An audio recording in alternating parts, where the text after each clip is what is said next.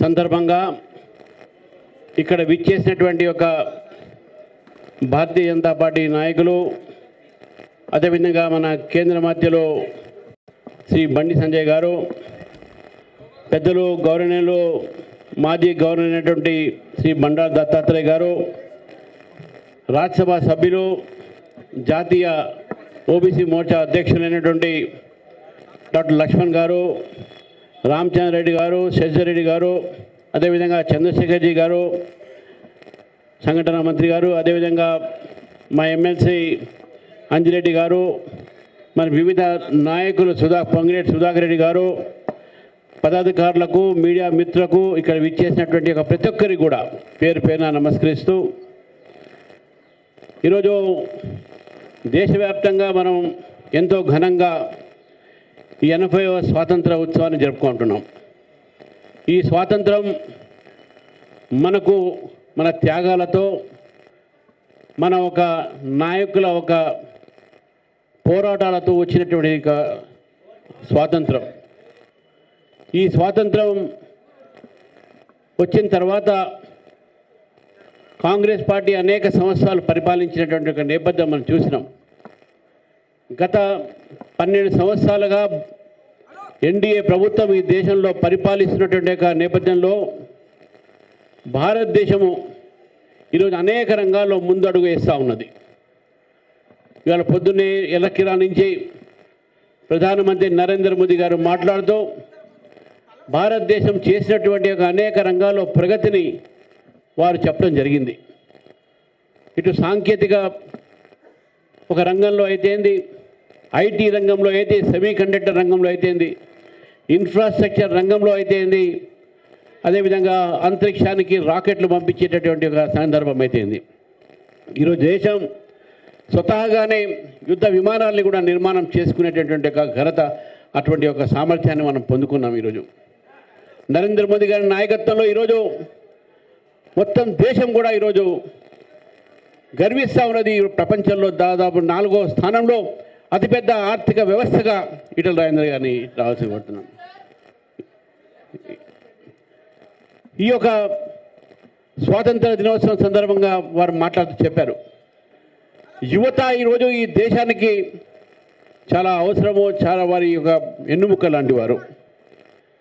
ఈ భారతదేశంలో ఆనాటి ఒక యువత ఒక భాగ్యస్వామ్యంతోనే మనం స్వాతంత్రాన్ని పొందున్నాం. ఈరోజు భారతదేశం ఒక ప్రగతి కూడా, భారతదేశం ఒక అభివృద్ధి కూడా యువతతోనే సాధ్యం. కాబట్టి నరేంద్ర మోదీ గారు చాలా పథకాలని యువతకు వారు చేయూతనియడానికి, యువతని ముందుకు తీసుకురావడానికి, ఉపాధి కలిగించడమే కాదు, ఉపాధి కోరటంలో తప్పేం లేదు, ఉపాధికి తీసుకోండి, కానీ ఉపాధి కలిగించేటటువంటి ఒక సామర్థ్యాన్ని కూడా వారు పొంది startup India, standup India, make in India, Mudra loan లాంటి అనేకమైనటువంటి పథకాల ద్వారా ఈ దేశం యువతని ఈరోజు ముందుకు తీసుకోవడం జరిగింది. ఈరోజు అంతేకాకుండా మన ఒక విద్యా రంగంలో కూడా ఆనాడు కేవలం 6 ఐఐటీలు ఉంటే ఈరోజు 20 ఐఐటీలు, అదేవిధంగా ఎన్ని ఎన్ఐటీలు, ఐఐఎంలు, ఎయిమ్స్, ఇటువంటి అనేక సంస్థలు, విద్యా సంస్థలు ఈరోజు దేశంలో 12 సంవత్సరాలు పెరిగినటువంటి విషయాన్ని మనం గుర్తించాల్సిన అవసరం ఉన్నది ఈరోజు. కానీ దురదృష్టవశాతం ఏంటంటే చాలామంది మన యొక్క యువకుల్ని తప్పుదారి పట్టించే ప్రయత్నం చేస్తూ ఉన్నారు.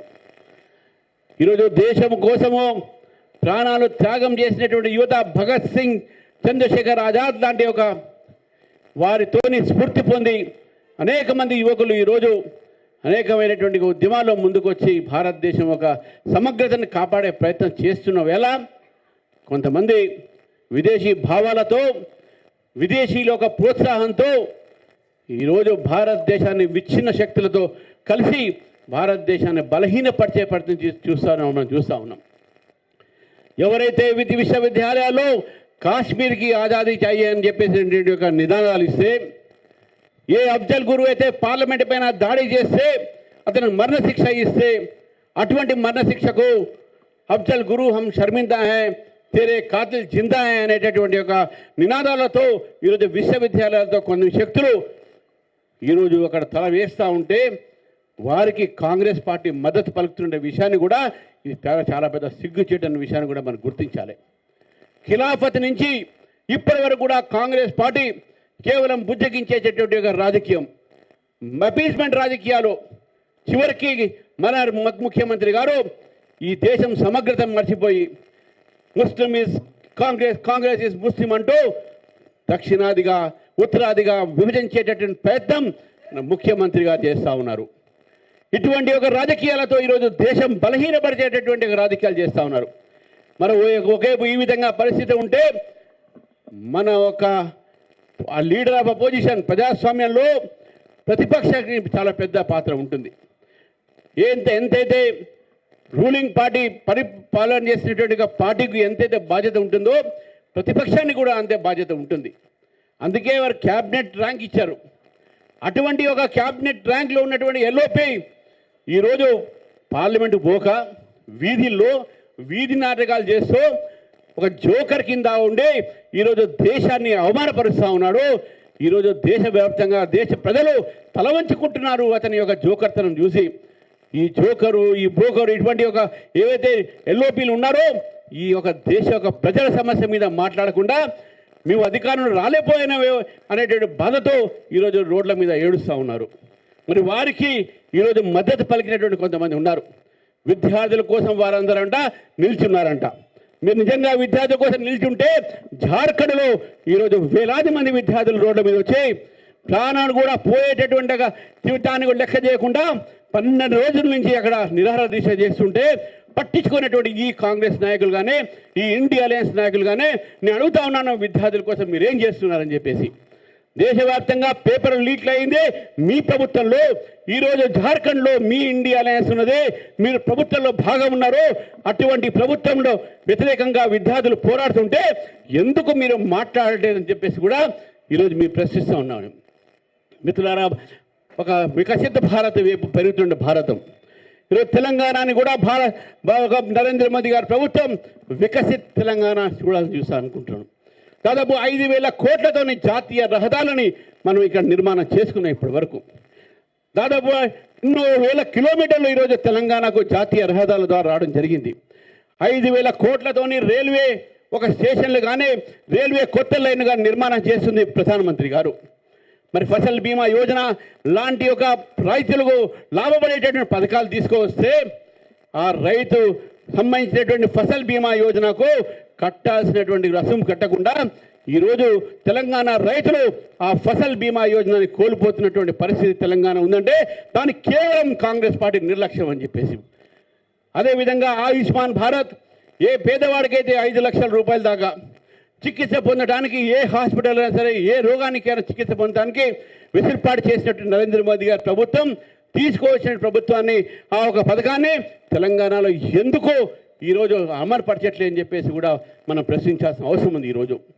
ఎందుకంటే స్వాతంత్రం వచ్చిన తర్వాత ఇటు విద్య ఇటు వైద్య చాలా ప్రముఖమైనటువంటి ఒక అంశాలు అయిపోయినాయి మనకు. ఎందుకంటే విద్యారంగంలో కూడా ఈరోజు నరేంద్ర మోదీ గారు ఎన్నో మార్పులు తీసుకొచ్చారు. న్యూ ఎడ్యుకేషన్ పాలసీని ముందుకు తీసుకొచ్చినాం. కానీ రాష్ట్ర ప్రభుత్వం ఆ ఎడ్యుకేషన్ పాలసీని ఇంతవరకు అమలుపరచకుండా ఉన్న వ్యవస్థని కూడా బస్సు పట్టించే విద్యార్థులకు ఫీజులు ఇవ్వకుండా 12,000 కోట్ల బకాయిలు ఈరోజు విద్యార్థులకు ఉన్నాయని చెప్పేసి ఇప్పుడు మాట్లాడుతూ ఉన్నారు. వచ్చే ఏడాది కంటే 2,000 కోట్లు ముందే అడ్వాన్స్కి ఇస్తారంట. నువ్వు ముందు అడ్వాన్స్ ఇచ్చింది వదిలిపెట్టు, 12,000 కోట్ల బకాయిలు నువ్వు ఎప్పుడు ఇస్తావని చెప్పేసి కూడా మిమ్మల్ని ప్రశ్నిస్తావని చెప్పేసి కూడా ఈ సందర్భంగా కోరుతా ఉన్నాను. ఎన్నో మాటలు మాట్లాడుతూ ఉన్నారు. గత ప్రభుత్వం 4.5 కోట్లు అప్పుల్లో తోసిన తెలంగాణ. ఈ ప్రభుత్వం వచ్చిన తర్వాత 2.5 సంవత్సరాలు 2 కోట్ల పైగా అప్పుల్లో 2 లక్షల కోట్లకు పైగా వారు అప్పుల్లో తోచడం జరిగింది. ఒక డెట్ ట్రాప్ తెలంగాణ, ఒక అప్పుల్లో ఊబిలో పడినటువంటి తెలంగాణ. ఈరోజు అటువంటి పరిస్థితిలో ఉన్నటువంటి తెలంగాణ ఈరోజు ప్రజలు అల్లాడిపోతూ ఉన్నారు. కాంగ్రెస్ పార్టీని అడుగుతా ఉన్నాను, ఈరోజు మీరు పెట్టినట్టు ఏ పథకాలు ఈరోజు ప్రజల దాకా చేరినాయని చెప్పి అడుగుతా ఉన్నాను. ఇందిరమ్మ ఇళ్ళు మాట్లాడుతూ ఉన్నారు, మహాలక్ష్మి స్కీమ్ మాట్లాడుతూ ఉన్నారు. ఈరోజు మీరు పెట్టేటటువంటి ఒక ఏదైతే ఉజ్వల గ్యాస్ గురించి మాట్లాడితే ఉజ్వల కనెక్షన్ ఇచ్చిందే కేంద్ర ప్రభుత్వం. మీరు ఇచ్చేది ఎంతవరకు ఇస్తున్నారు, ఎన్ని ఇస్తున్నారని చెప్పి అడుగుతా ఉన్నాం. మేము ఎన్నో పథకాలు మీరు ఆ రోజు ఎన్నికల్లో మాట్లాడే చివరికి బీసీ రిజర్వేషన్ల విషయంలో కూడా ప్రజల్ని ఎంత మోసం చేశారని చెప్పి ఒకసారి గుర్తించాల్సిన అవసరం ఉన్నది. ఈరోజు కాబట్టి మోసపూరితమైనటువంటి పరిపాలన కాదు. స్వాతంత్రం వచ్చిన తర్వాత అనేక పార్టీలు ఉంటాయి, అనేక రాజకీయాలు ఉంటాయి, కానీ ప్రభుత్వం వచ్చిన తర్వాత ప్రజా సంక్షేమం అనేది చాలా ప్రాముఖ్యం. ఏదైతే ఎలక్షన్స్లో మనం మాట్లాడతామో దాన్ని అమలు పరిచాల్సిన నైతికమైనటువంటి ఒక బాధ్యత ప్రభుత్వాలది. ఆ నైతికమైన బాధ్యత మర్చిపోయి కేవలం లంచాలకు అవినీతికు అలవాటుపడినాయి ఈ ప్రభుత్వాలు. గత ప్రభుత్వం అదేవిధంగా తెలంగాణని దోచుకుంటే ఈ ప్రభుత్వం కూడా దోచుకోవటంలోనే ఉన్నది. ఇంకా ఇటు పథకాల పేర్ల మీద కానీ ఇటు ఈరోజు జరుగుతున్నటువంటి ఒక భూములపైన జరుగుతున్నటువంటి ఒక ఏదైతే హిల్ట్ పాలసీ పెట్టి లక్షలాది ఎకరాల్ని హైదరాబాద్లో దాని రియల్ ఎస్టేట్లో మార్చాలని ప్రయత్నం చేస్తూ ఉన్నారు. ఇది మనం చూస్తూ ఉన్నాం. హిల్ట్ పాలసీ పేరు మీద ఎంఎస్ఎంఈ ఏదైతే ఎంకరేజ్మెంట్ కేంద్ర ప్రభుత్వం దొరుకుతుందో దాన్ని నిర్వీర్యం చేసినటువంటి పరిస్థితి మనం చూస్తూ ఉన్నాం.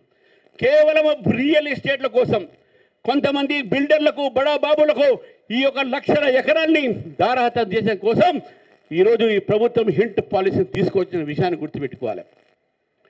మరి ఈ యొక్క రాష్ట్రంలో ఉన్నటువంటి ఒక ప్రముఖ నగరాలు ఈరోజు వాటి మీద కూడా ఈరోజు ప్రభుత్వం ప్రజలపైన పన్ను భారం చేస్తూ ఉన్నది. హైదరాబాద్ నగరంలో 3 కార్పొరేషన్ని ఏర్పాటు చేసి క్యూర్ చట్టాన్ని తీసుకువచ్చి ప్రజల మీద టాక్సేషన్ ఒక మూత పోస్తూ ఉన్నారు. పన్ను మూత ఈరోజు ప్రజల మీద మోసే ప్రయత్నం చేస్తూ ఉన్నారు. అదేవిధంగా మిత్రులారా గుర్తుపెట్టుకోవాలి, ఈరోజు సంగారెడ్డిలో రాష్ట్ర ప్రభుత్వం ఒక చాలా ప్రతిష్టాత్మకమైనటువంటి రేషన్ కార్డుని తీసుకురాకపోతూ ఉన్నారు. మీరు రేషన్ కార్డులు ఎప్పుడో ఇవ్వాల్సిన అవసరం ఉండే, సరే ఇప్పటికైనా ఇస్తున్నారు సంతోషం. కానీ రేషన్ ఇచ్చేటటువంటి ఒక రేషన్ షాప్లో అక్కడ ఇస్తున్నటువంటి ఒక బియ్యం అయితే ఏంది, అక్కడ ఇస్తున్నటువంటి ఏ సామాగ్రి అయితే ఏంది, అదంతా కూడా కేంద్ర ప్రభుత్వం ఒక సహకారంతో జరుగుతూ ఉంది. దాదాపు 90% ఒక దాంట్లో ఒక వాటా కేంద్ర ప్రభుత్వంది ఉన్నది. దాంట్లో కేంద్ర ప్రభుత్వం 90% వాటా ఉంటే ఆ రేషన్ కార్డులో స్మార్ట్ కార్డులో మీ బొమ్మలు పెట్టుకొని మీరే స్మార్ట్ అనుకుంటున్నారు. కానీ నరేంద్ర మోదీ గారి బొమ్మ ఎందుకు పెట్టలేదని చెప్పి ఈరోజు భారతీయ జనతా పార్టీ ప్రశ్నిస్తూ ఉంది. ఇది ప్రజలు ఇచ్చిన తీర్పుకు వంచన. ఎందుకంటే ప్రజలు కూడా తెలంగాణలో 8 మంది ఎంపీలని గెలిపించిన విషయాన్ని కూడా గుర్తుపెట్టుకోవాలి. ఈరోజు కేంద్ర ప్రభుత్వం ఇచ్చిన ఏ పథకాన్ని కూడా ప్రజల దాకా తీసుకోపోకుండా మభ్య పెడతా ఉన్నారు. కేంద్ర ప్రభుత్వం ఏమి ఇచ్చింది అని అడుగుతూ ఉన్నారు మీరు.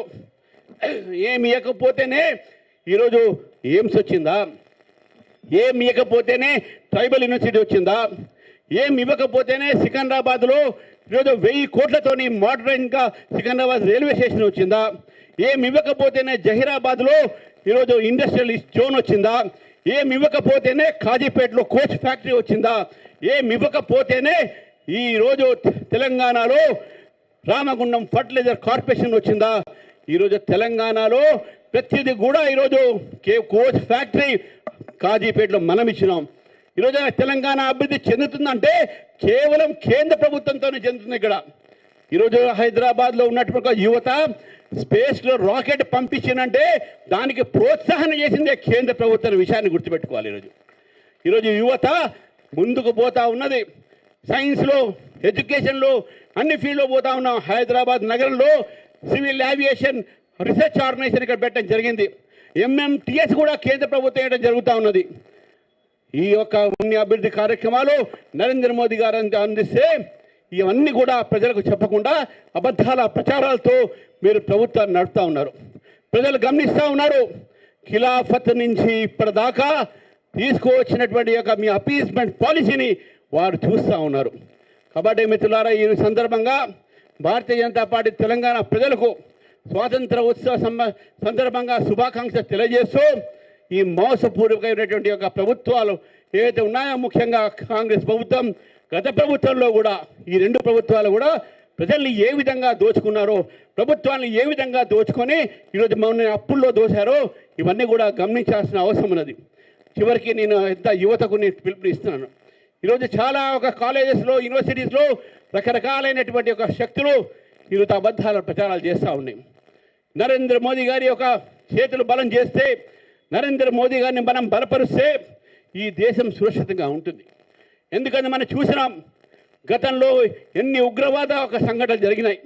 కానీ నరేంద్ర మోదీ గారు వచ్చిన తర్వాత ఉగ్రవాద సంఘటన కొన్ని జరిగినా ప్రతి ఉగ్రవాద సంఘటనకు మనం ప్రతీకారం తీర్చుకున్నాం. పాకిస్తాన్లో వెళ్ళి వాళ్ళ స్థావరాల మీద దాడి చేసినటువంటి ఒక పని నరేంద్ర మోదీ గారు చేశారు. కాబట్టి దేశం కోసం పనిచేస్తున్న నరేంద్ర మోదీ గారి ఒక ప్రభుత్వాన్ని మనం బలపరుస్తాం.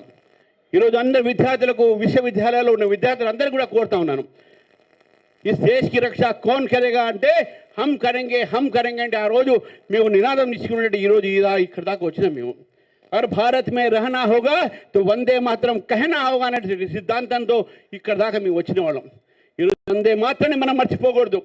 150 సంవత్సరాలు ఏ వందే మాత్రం గేయం అయితే భారత ఒక స్వాతంత్రం యుద్ధాన్ని, భారత ఒక స్వాతంత్ర భేరిని ఏదైతే ఇన్స్పైర్ చేసిందో, ఏదైతే ప్రోత్సాహం చేసిందో అటువంటి ఒక వందే మాత్రం కూడా పాడాలంటే వీళ్ళు సిగ్గుపడతా ఉన్నారు. మనం కూడా వాళ్ళని చూసి సిగ్గుపడతా ఉన్నాం. అసెంబ్లీలో వందే మాత్రం పాడుతుంటే, వందే మాత్రం గేమ్ ఆడుతుంటే మజ్లీస్ ఎమ్మెల్యేలు అక్కడే కూర్చొని వందే మాత్రం అవమానపరిచిన విషయాలు కూర్చొని ఇక సహించాం. మనం దేశం మీద ఎటువంటి ఒక అనుచితమైన వ్యాఖ్యలు చేసినా, దేశాన్ని అవమానపరిచినా, దేశంలో ఎటువంటి ఒక మన స్వాభిమాన్ని అవమానపరిచినా భారతీయ జనతా పార్టీ ఊరుకునేది లేదని చెప్పేసి ఈ సందర్భంగా తెలియజేస్తూ మరొక్కసారి ఈ యొక్క 80వ సంవత్సరం ఒక స్వాతంత్ర దినోత్సవ సందర్భంగా భారతీయ జనతా పార్టీ తరఫున